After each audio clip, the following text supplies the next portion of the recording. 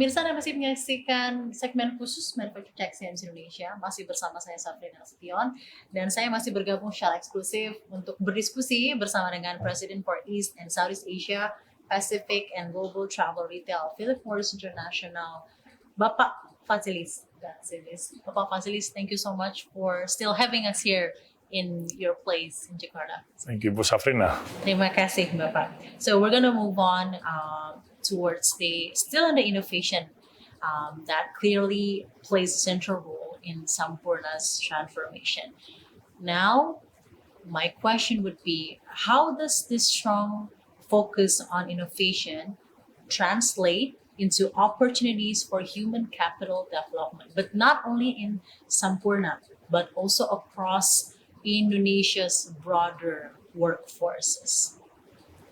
I think Indonesia is a unique place in terms of the competitiveness of the talent and human capital. I mentioned earlier that we have been employing more than 90,000 direct and indirect employees, both for Indonesia and broader Asia Pacific, because Sampoerna represents the hub.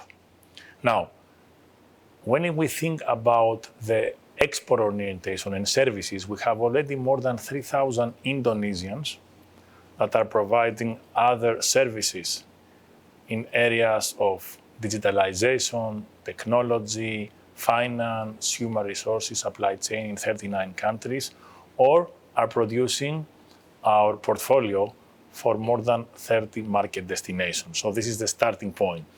We have this export orientation and high added value services provided to other countries.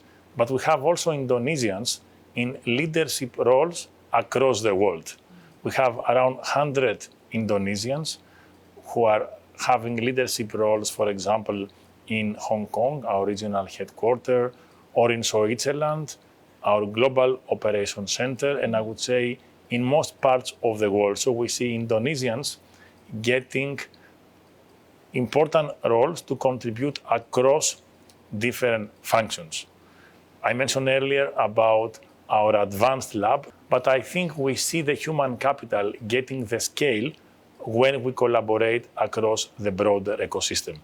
So a key platform is our collaboration with micro, small, and medium enterprises. We have more than 250,000 MSMEs under the Sampoerna Retail Community umbrella. We are supporting them in different ways, including in their financials, in their supply chain, in their portfolio, and importantly, in how they are getting, I would say, more and more competitive through access to technology. We have our unique platform, we call it IO by SRC, that is not only important for Indonesia, but we are exporting this technology in other parts of the world. We also have the Sampoerna Entrepreneurship Center. We are training a wide range of entrepreneurs. We have trained so far more than 97,000 micro, small, and medium-sized entrepreneurs. I think this shows the scale and our commitment to develop the human capital of Indonesia, and this explains why we treat Indonesia as a main investment destination with a long-term horizon. It's about creating a multiplier effect across the broader ecosystem. And we talk about the whole ecosystem starting from agriculture, going to the retail sector, logistics, and many other areas. It was a wonderful implementation that Sampoerna has, but do you have anything to say regarding this? How can private sector, such as Sampoerna, contributing to preparing Indonesia's workforce for the future economy? How do you see it? I think we have lots of examples. For example, last night I had an amazing night when we celebrated with more than 4,000 micro and small enterprises the annual event of SRC, our Sampoerna Retail Community. We had the honor to have with us the coordinating minister for economic affairs of the Republic of Indonesia, Bapak Erlangga. And I think the energy in the room was amazing, because when we see this impact spreading across the communities, across Indonesia, this is really what keeps us going. This is what fuels our batteries for the long term. This is definitely what excites us. We have multiple examples across all the activities, but it's very important that the whole ecosystem of Indonesia gets stronger. I'm a big fan of gotong royong. I have been explaining the gotong royong spirit of Indonesia in many other countries around the world because this demonstrates in practice what Bhinneka Tunggal Ika means. This united in diversity concept is not just a theoretical concept. I see it every day. I'm in Indonesia, and I see how through diversity you can make a sustainable impact and create value for the broader society. That was a simple message that you want to put to Indonesian economy and society. Yes, I think this is exactly, and it always starts with collaboration. I would like to take this opportunity to express my sincerest gratitude to the government of Indonesia and all our partners, our hundreds of thousands of partners in Indonesia, for creating such a vibrant and conducive ecosystem. And especially, one of the areas I would like to also stress is the collaboration we have to combat jointly one of the issues in our sector, which is the rise of illicit tobacco. Yeah. I think illicit trade is one of the key issues we have been facing, and the collaboration is really making an impact.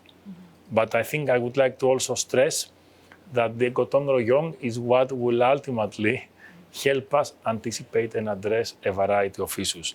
Now, if you think forward, one of the key things for our industry is also the regulation. Yeah. I mentioned earlier the innovation and how Indonesia is at the forefront of innovation and human capital development. It's always important to have evidence-based, science-based regulation so that legal age smokers and nicotine-containing product users to have regulated access and information about innovative smoke-free alternatives that are science-backed so that we can also make a scalable impact on the public health. I think this is very important because we look how to create value in the long term. Yeah. I mentioned innovation, mentioned long-term investment, employment, human capital development, and public health. At the end, it's a combination of all these factors that will make Indonesia a better place to live. Now, with all of this wonderful achievement, if I may ask you, what kind of support do you believe is essential, Bapak, to help the company sustain its long-standing legacy in the country of Indonesia? I think it's key to have this collaboration that is best expressed with gotong royong. I highlighted earlier that gotong royong is what we see in practice, is how the innovation is translated into concrete action to support the society needs of Indonesia in terms of human capital development, in terms of investment, and all the other areas. So again, this ecosystem will make it sustainable because we need to go all together towards embracing innovation. In the case of tobacco and nicotine-containing products, regulation is key. We want first to secure regulated access for smoke-free alternatives, and we want adults who would otherwise continue smoking cigarettes to have information about better alternatives. So this is quite important for innovation to make an impact on the public health. Now about the gotong royong or collaboration. What role can collaboration between government, industry, and society, you think, can play in ensuring sustainable growth for the economy? So we have many examples on how the collaboration between the public sector, between private and also broader civil society can make an impact. In the case of Sampoerna, we have our Sampoerna Retail Community Platform.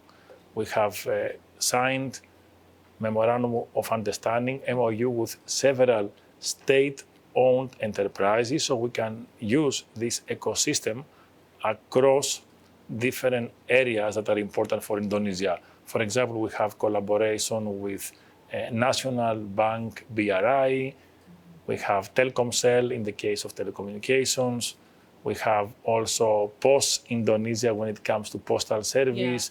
Also, we have the food security part with the Bulog, if I can pronounce it well. Bulog, I think, in the area of the food security, helping consumer staples in the case of food to reach the right recipients across the country. So I think we can see that this collaboration delivers practical results day to day. A really great implementation of gotong royong itself that you have mentioned. Now, I have one final question before we wrap up, sir. I heard you are an avid lover of pantun, Indonesian poetry rhyme. So I heard that you also mentioned spirit of gotong royong, collaboration is really the key factor to drive high impact growth in your company. Now, if you were to express your view on collaborations or gotong royong in one rhyme of pantun, what would it be, Bapak Vassilis? I think pantun is always one of the best experiences I've had in Indonesia. So let me try to express my excitement and my energy through a pantun. Wonderful. So, Keraja ampat mampir di sorong, Mantap. jangan lupa makan keladi. Mari pegang semangat gotong royong, Wonderful. membangun Indonesia maju penuh prestasi. Cakep, Bapak. Thank you so much for joining us in CNBC Indonesia. Once again, congratulations for the opening of your IQOS boutique. We will welcome you again to Indonesia. Really wonderful to have you back here again in Indonesia. And thank you so much for joining us. A pleasure. It was a real to have pleasure. you in CNBC. Thank you, Bu Bapak Safrina. Vassilis. Thank you, Bu Terima kasih, Safrina. Bapak. Terima Sama-sama. kasih banyak. Dan berikut adalah eksklusif interview kita bersama dengan Presiden for East and Southeast Asia, Pacific and Global Travel Retail at Philip Morris International, Bapak Vassilis Gkatzelis. CNBC Indonesia, Beyond Business.